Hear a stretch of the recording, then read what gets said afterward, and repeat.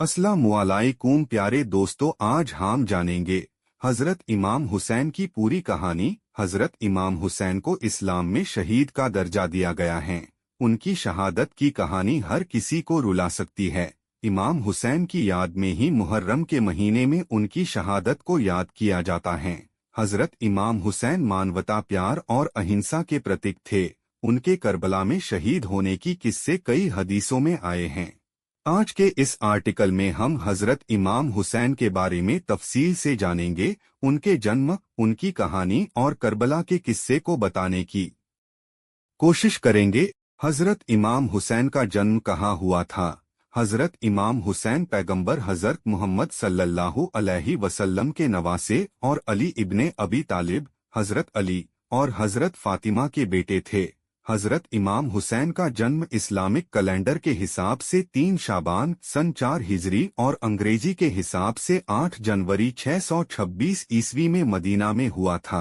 हजरत फातिमा आप पैगंबर हजरत मोहम्मद की बेटी थी। इस हिसाब से हजरत इमाम हुसैन पैगंबर हजरत मोहम्मद के नवासे थे। हजरत इमाम हुसैन की कितनी औलादें थी? हजरत इमाम हुसैन की कुल 6 औलादें थी, जिनके नाम कुछ इस प्रकार है। 1 नंबर पे है इमाम ज़ैनुल आबेदीन, 2 नंबर पे है अली अल-अकबर इब्न अल हुसैन, 3 नंबर पे है अली अल-असगर इब्न अल हुसैन, 4 नंबर पे है फातिमा सुगरा बिन्त हुसैन, 5 नंबर पे है सकीना बिन्त अल हुसैन। हजरत इमाम हुसैन की कहानी। हजरत अली की हत्या के बाद मुआविया ने शासन किया, गद्दी पर बैठा, यानी इलाके का खलीफा नियुक्त हुआ। उस वक्त हजरत अली के बेटे हसन और हुसैन ने अपने पिता की हत्या के बाद मुआविया के शासन को स्वीकार लिया था, लेकिन मुआविया की मौत के बाद उसका बेटा यजीद सत्ता हासिल करना चाहता था, जो कि बहुत क्रूर और अत्याचारी शासक था। मुआविया की मौत के बाद इलाके के लोग हजरत इमाम हुसैन को खलीफा बनाना चाहते थे, लेकिन यजीद ने लोगों में दहशत फैलाकर और पैसा देकर इलाके पर कब्जा कर लिया था।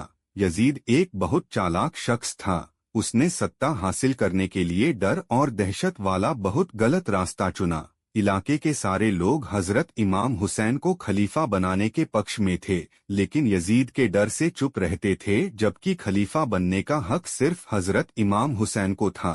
यजीद को हर वक्त इसी बात का डर रहता था कि कहीं हजरत इमाम हुसैन सत्ता हासिल न कर ले, इसलिए वह लोगों को भी डराता रहता था, ताकि लोग उसके डर के वजह से हजरत इमाम हुसैन के समर्थन में न जाएं। सारे लोग यजीद से डरते थे, लेकिन हजरत इमाम हुसैन उससे बिल्कुल बेखौफ थे। हजरत इमाम हुसैन इंसाफ पसंद इंसान थे। वह सही तरीके से यजीद को सत्ता से हटाना चाहते थे, ताकि लोगों पर यजीद का जुल्म खत्म हो जाए और इलाके के लोग बेखौफ और प्यार से रहे। उस वक्त यजीद का शासन था। यजीद एक बहुत अत्याचारी आदमी था। वह वहां के लोगों को डराकर उन पर अत्याचार करके इलाके पर राज करता था। उसका एक ही मकसद था कि लोगों पर जुल्म करके उन्हें डरा धमकाकर इलाके पर कब्जा किया जाए, ताकि लोग उसके डर से उसकी इज्जत करें और पूरे इलाके में उसका खौफ रहे। हजरत इमाम हुसैन का किरदार। हजरत इमाम हुसैन बहुत बड़े इबादत गुजार थे। वह रात भर अल्लाह की इबादत में लगे रहते थे। दिन में वह इलाके में रह रहे गरीबों की मदद करते थे, उनके हमदर्द बनते थे, उनकी खुशियों में शरीक होते थे और खुशियां बांटते थे। बाकी वक्त वह इस्लाम के प्रचार में निकालते थे। उनका एक ही मकसद था कि लोगों की भलाई की जाए और इस्लाम को पूरी धरती पर फैलाया जाए। उन्होंने अपनी पूरी जिंदगी इस्लाम के प्रचार प्रसार में गुजर की। पैगंबर हजरत मोहम्मद सल्लल्लाहु अलैहि वसल्लम अपने दोनों नवासे हसन और हुसैन के बारे में कहते थे कि मेरे लिए हसन और हुसैन दुनिया की सबसे अच्छी खुशबू हैं। हजरत इमाम हुसैन को लोगों और समाज से प्यार था। वह यजीद की डर की राजनीति को पसंद नहीं करते थे। लोग भी आप इमाम हुसैन के समर्थन में थे। यजीद को जब इस बात का एहसास हुआ कि लोग आपके समर्थन में हैं, उसने सोचा कि अगर हजरत इमाम हुसैन भी उसका समर्थन करेंगे तो लोग भी उसका यानी यजीद का समर्थन करेंगे। लेकिन हजरत इमाम हुसैन ने यजीद की हर बात मानने से इनकार कर दिया था। यजीद ने फिर यह योजना बनाई कि जो उसकी बात नहीं मानेगा या उसके खिलाफ जाएगा वह उसे जान से मार देगा। हजरत इमाम हुसैन को भी वह मरना चाहता था। इस बात का अंदाजा आप हजरत इमाम हुसैन को हो गया था। हजरत इमाम हुसैन ने मदीना क्यों छोड़ा? जब हजरत इमाम हुसैन को मालूम चला कि यजीद उनको मरना चाहता है तो उन्होंने अपने परिवार की हिफाजत के लिए मदीना छोड़ने का फैसला किया और मक्का जाने का फैसला किया। जब आप मदीना से मक्का के लिए जाने का सोच रहे थे तब हज का महीना भी चल रहा था, यानी काफी लोग उस वक्त पवित्र शहर मक्का में हज के लिए जा रहे थे। आपने भी फैसला किया कि आप भी हज के लिए जाएंगे। बस यही सोचकर आप मदीना से मक्का के लिए निकल गए। जब आप मक्का पहुंचे तो उनको कूफा, जो कि उस वक्त इराक का एक शहर था, वहां से काफी लोगों का समर्थन मिला। आपको किसी ने खबर दी कि कूफा के लोग आपके समर्थन में हैं और यजीद के जुल्म को खत्म करने के लिए तैयार हैं और आपके साथ हैं। आपको इस बात को सुनकर बड़ी खुशी हुई कि कूफा में उनके काफी समर्थक हैं। उन्होंने फिर मक्का से कूफा जाने के लिए फैसला किया क्योंकि वो यजीद के जुल्म को खत्म करना चाहते थे। मक्का के कई लोगों ने आपको समझाया कि आप कूफा न जाएं, वहां आपकी और आपके परिवार की जान को खतरा हो सकता है, लेकिन आपने बड़ी सूझबूझ से फैसला किया कि वह कूफा जाएंगे और लोगों से मिलेंगे और यजीद के आतंक को खत्म करेंगे। यजीद को इस बात का पता चल गया था कि कूफा के लोग आप हजरत इमाम हुसैन के साथ हैं और उसके खिलाफ जुंग के लिए तैयार हैं। ये सुनकर यजीद बहुत डर गया था। उसे ये डर हो गया था कि अगर सारे लोग हजरत इमाम हुसैन के साथ हो गए तो उसकी सत्ता जा सकती है। हजरत इमाम हुसैन करबला कैसे पहुंचे? जब आप कूफा के लिए मक्का से रवाना हुए तो यजीद ने अपनी सेना, जिनकी तादाद हजारों में थी, आपके पीछे लगा दी। इतनी भारी संख्या के आने का अंदाजा जब कूफा के लोगों को लगा तो बहुत से लोग डर गए और उन्होंने हजरत इमाम हुसैन का समर्थन करने से मना कर दिया। कुछ लोग ऐसे भी थे जो यजीद की सेना से लड़ने के लिए तैयार थे, लेकिन ऐसे लोग बहुत कम थे। ज्यादातर लोगों ने यजीद की ताकत और उसकी सेना के डर से आखिरी वक्त में इमाम हुसैन का साथ देने से इनकार दिया था। जब इस बात का पता हजरत इमाम हुसैन को लगा तो उनको लग गया था कि यजीद अब उन्हें नहीं छोड़ेगा और उनकी मौत निश्चित है, लेकिन फिर भी उन्होंने हार नहीं मानी। उन्होंने फिर भी कूफा की और बढ़ने की यात्रा जारी रखी। अब उनके साथ उनके परिवार के कुछ लोग और साथ में उनके कुछ समर्थक थे। यजीद की सेना आपको कूफा नहीं जाने देना चाहती थी, इसलिए उन्होंने कूफा के रास्ते पर अपनी सेना लगा दी और इमाम हुसैन के काफिले को कूफा की जगह करबला की ओर जाने के लिए मजबूर किया। करबला, जो कि उस वक्त की एक बीहड़ जगह और गर्म रेगिस्तान था, जहां सिवाय बंजर जमीन के कुछ नहीं था।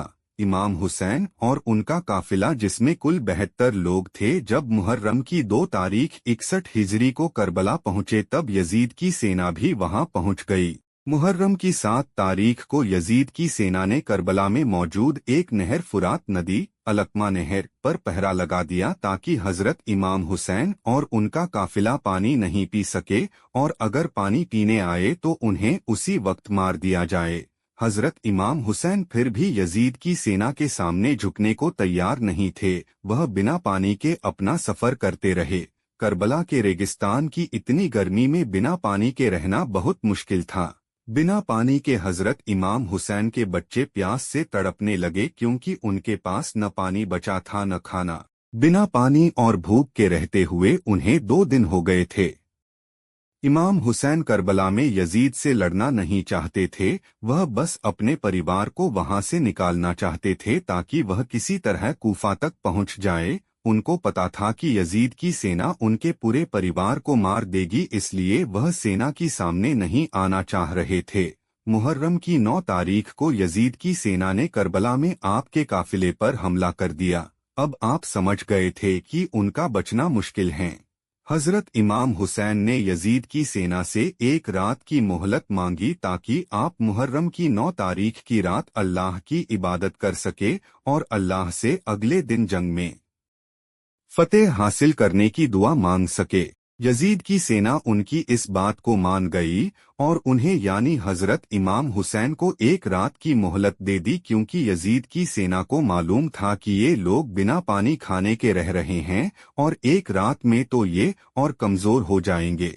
करबला की जंग का वाकया। एक रात की मोहलत मिलने के बाद हजरत इमाम हुसैन, उनके परिवार और काफिले ने रात भर अल्लाह की इबादत की और जंग में फतेह हासिल करने की दुआ मांगी। अगले दिन यानी मुहर्रम की 10 तारीख को जंग का ऐलान दोनों ओर से हुआ। जंग में हजरत इमाम हुसैन के समेत कुल 72 योद्धा यजीद की हजारों सेना के सामने युद्ध करने को तैयार थे। प्यास और भूख की हालत में भी आपके लोगों ने यजीद की हर बात को मानने से इनकार दिया, क्योंकि वह यजीद के सामने झुकने से ज्यादा शहीद होकर मरना पसंद करते थे। दोपहर में नमाज के बाद यजीद की सेना आपके काफिले पर हमला कर दिया।